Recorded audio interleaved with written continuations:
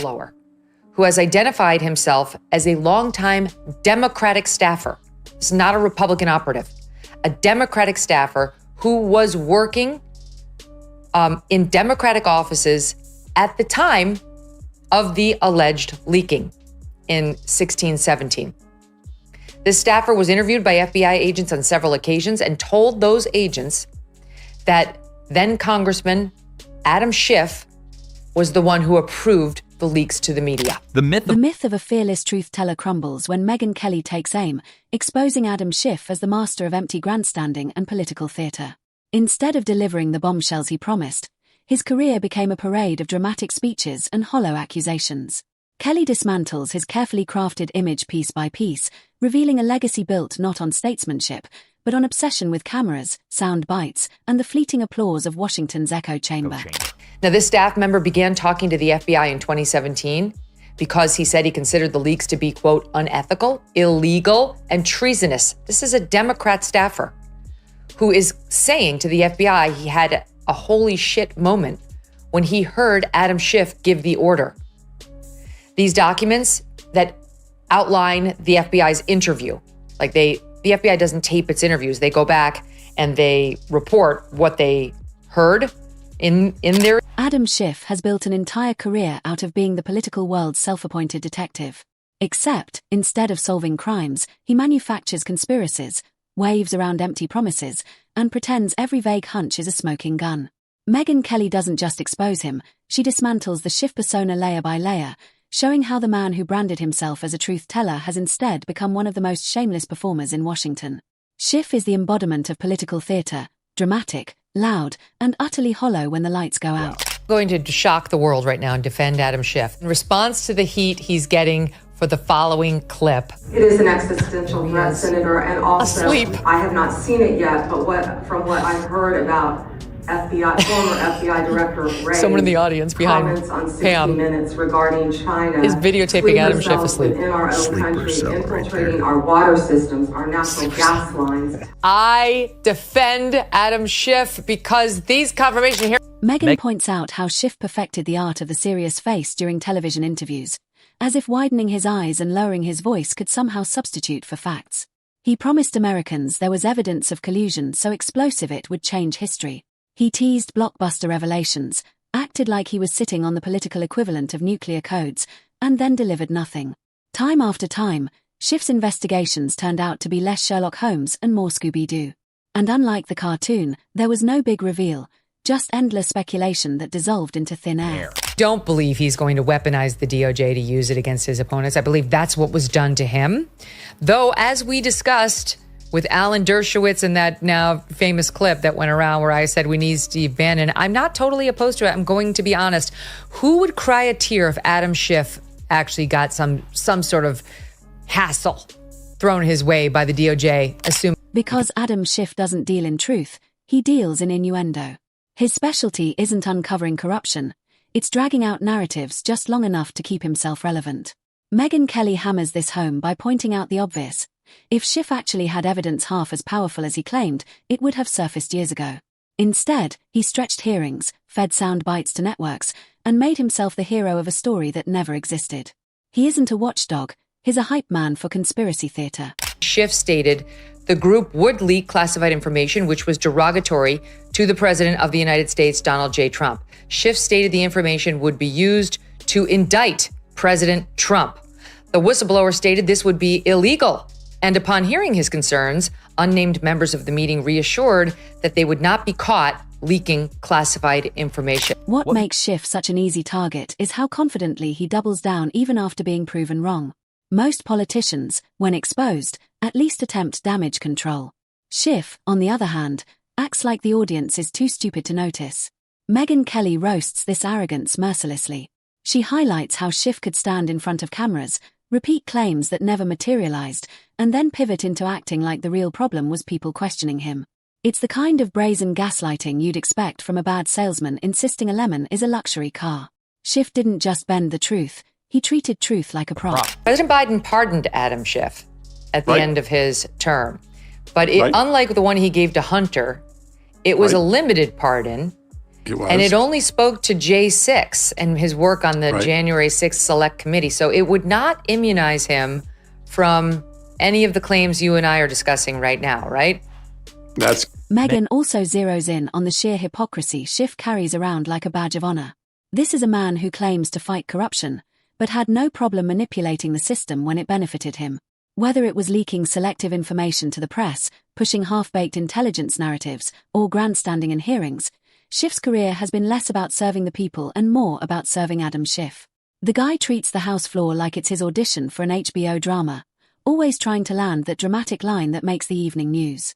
And here's where Megyn Kelly's takedown cuts deepest. Schiff's obsession with attention wasn't just embarrassing, it was destructive.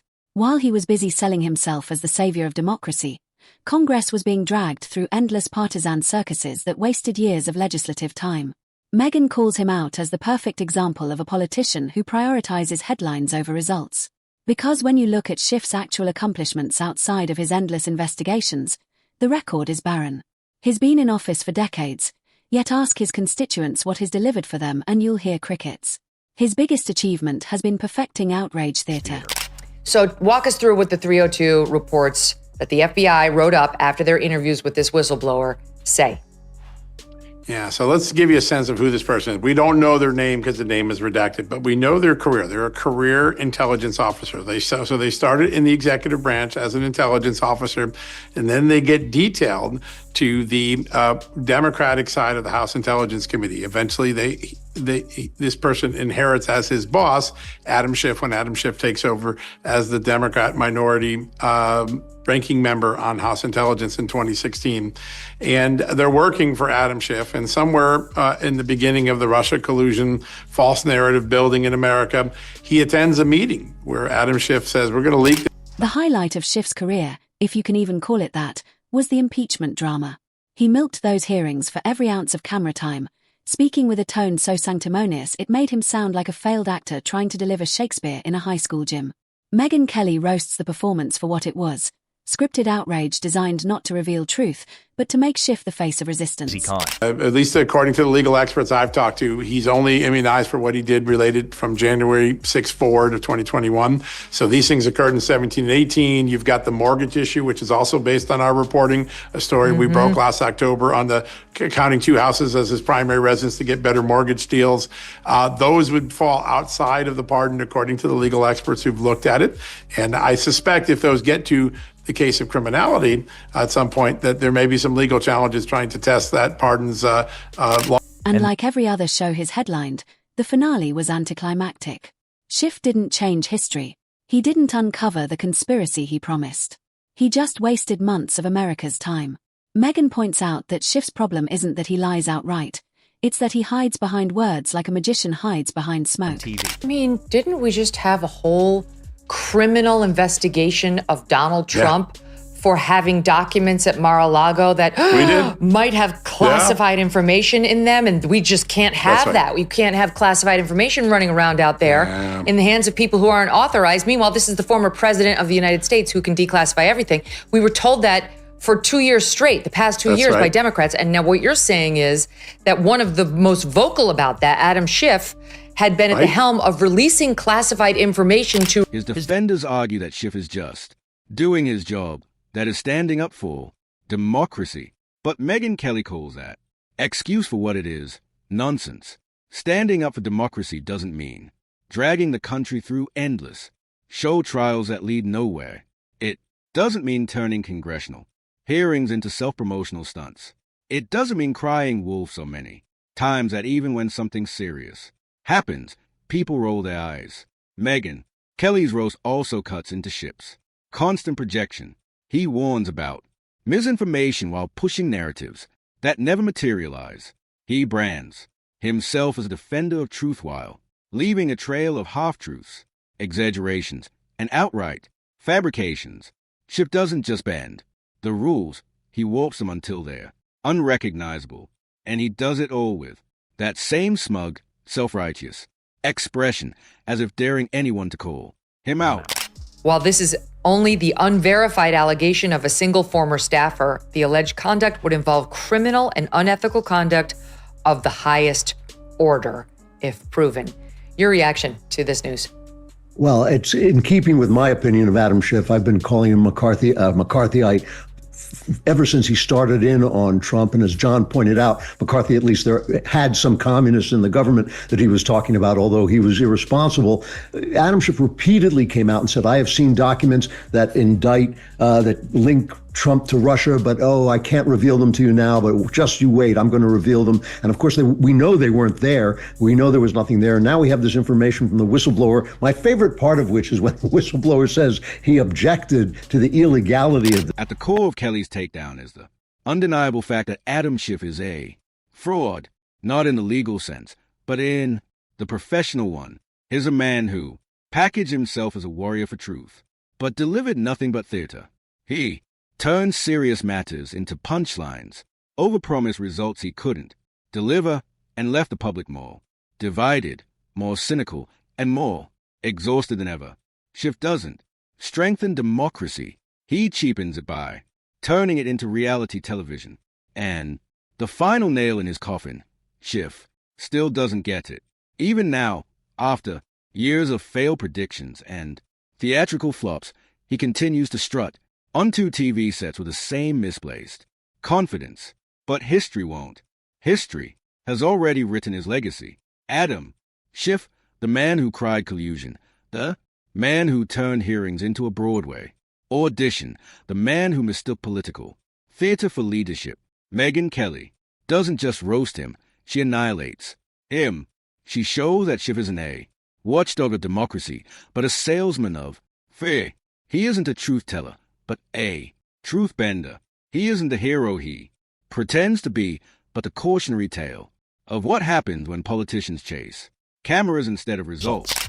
So the whistleblower was reportedly very specific on the details. Like it doesn't sound like a lie because this person had a lot of details when speaking to the FBI. Quote, when working in this capacity, this whistleblower was called to an all-staff meeting by Schiff. In this meeting, Schiff stated the group would leak classified information which was derogatory to the president. And when the curtain finally falls, Schiff won't be remembered for defending the Constitution. He'll be remembered as the politician who promised the smoking gun but delivered nothing but smoke. What makes the dismantling even more brutal is how Kelly contrasts Schiff's self-styled image with the actual consequences of his actions. He wanted to be remembered as the principal defender of democracy, the man who saw the threats others ignored. Instead, his legacy is the face of political theater gone wrong, a cautionary tale of what happens when ambition outruns credibility. Schiff didn't protect institutions, he weakened them by turning them into partisan props. And that's the stain he can't scrub away. She drives the point home by noting how Schiff clung to television cameras like they were lifeboats on a sinking ship. While most lawmakers use media to highlight policy, Schiff used it to feed his ego, repeating the same baseless lines until repetition itself became his defense. To him, exposure was currency.